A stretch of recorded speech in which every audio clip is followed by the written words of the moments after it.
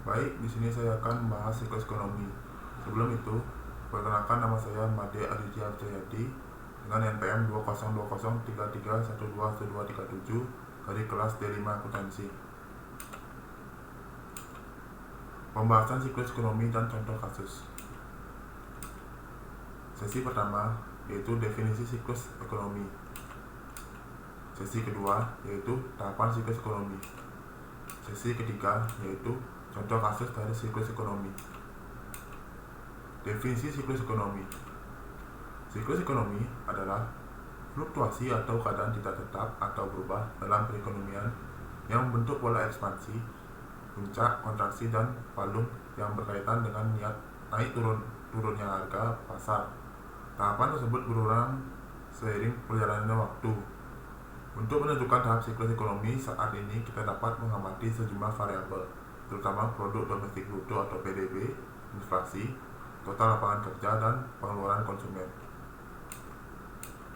Definisi siklus ekonomi menurut para ahli. Yang pertama adalah menurut Kusnendi. Siklus bisnis ekonomi adalah fluktuasi pertumbuhan ekonomi di sekitar trennya yang meliputi masa depresi, recovery, boom, dan resesi. Yang kedua adalah menurut Yanuar SIMM. Siklus ekonomi adalah pasang surutnya kegiatan ekonomi di sekitar tren setelah dilakukan penyesuaian musiman. Yang ketiga ada John Petrov, Translation 2005, Roy Sukamto. Siklus bisnis adalah suatu deretan masa resesi dan masa kemakmuran yang berulang-ulang dengan teratur dan yang meluas kemana-mana. Siklus bisnis ini harus dibedakan dari variasi musiman dan kecenderungan sekular. Tahapan-tahapan dari siklus bisnis ini adalah tahapan kulminasi, kontraksi, resesi, nadir, perbaikan, dan ekspansi. Fase siklus ekonomi. Yang pertama adalah fase ekspansi atau expansion, yaitu pada fase ini pertumbuhan ekonomi berkembang pesat, banyak perusahaan berekspansi sedangkan inflasi cenderung naik karena didorong pertumbuhan ekonomi dan kenaikan suku bunga. Yang kedua ada fase puncak atau peak. Ekspansi ekonomi tidak akan terjadi selamanya. Suatu ketika gerakan menaik ini mencapai titik tertinggi, titik ini disebut titik puncak atau kulminasi atau peak. Setelah mencapai titik kulminasi, perekonomian akan mengalami penurunan kembali. Yang ketiga ada fase recession atau downturn. Fase ini terjadi karena menurunnya output yang dilihat dari menurunnya tingkat pertumbuhan ekonomi. Kadang-kadang gerakan penurunan ini disebut resesi atau recession bila terjadi selama minimal 2 triwulan berturut-turut. Yang keempat adalah fase terendah atau trough. Gerakan menurun akan berlanjut hingga mencapai titik yang paling rendah yang disebut titik nadir atau trough. Setelah mencapai titik nadir, perekonomian akan pulih kembali dilihat dari adanya gerakan menaik. Nah, di sini ada grafik pertumbuhan ekonomi di Bali pada tahun 1994 hingga 2021. Contoh kasus. Pada saat krisis moneter pada tahun 1998, pertumbuhan ekonomi Bali pun menurun hingga minus 4,04% di tahun 1998, yang sangat menurun drastis pada tahun 1996, yaitu di angka 8,16%.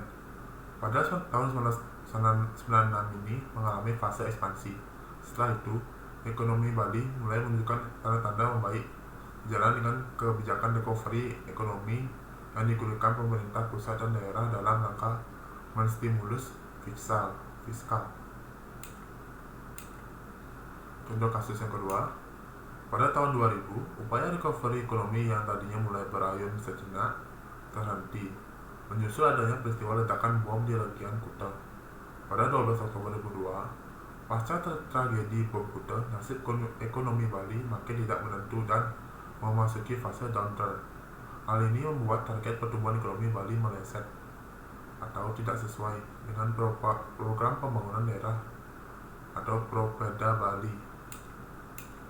Contoh kasus yang ketiga, pada tahun 2014, perekonomian Indonesia mengalami fase puncak, yaitu dengan tingkat inflasi Indonesia pada angka 2,3% dan kunjungan mengalami kenaikan dari tahun 2013 menjadi 3.766.068 wisatawan mancanegara pada tahun 2014. Contoh kasus yang keempat, Pada masa pandemi COVID-19, pertumbuhan ekonomi Bali masuk pada fase terendah atau trough, yaitu pada tahun 2020 menurun sampai minus 12,8%, yang sangat menurun drastis dari tahun 2019 yang meredah di angka 5,6%. Pada masa ini, perekonomian Indonesia jatuh yang mengakibatkan tingginya tingkat pengangguran yang diakibatkan dari adanya PHK dari perusahaan-perusahaan dan matinya pariwisata Indonesia.